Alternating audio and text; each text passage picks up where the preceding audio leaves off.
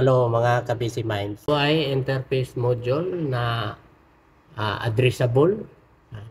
So ang wiring connection nito, ito ay loop in and out 1, 2, 3, 4. Yan. So dito naman sa baba ay relay output. Ito naman ay input signal. So kapag output ang kailangan natin, ito ay kukontrol sa fire alarm panel.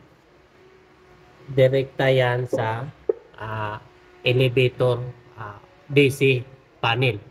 So output relay, kapag nag-alarm yung panel, yung elevator ay mag-cut off yung supply.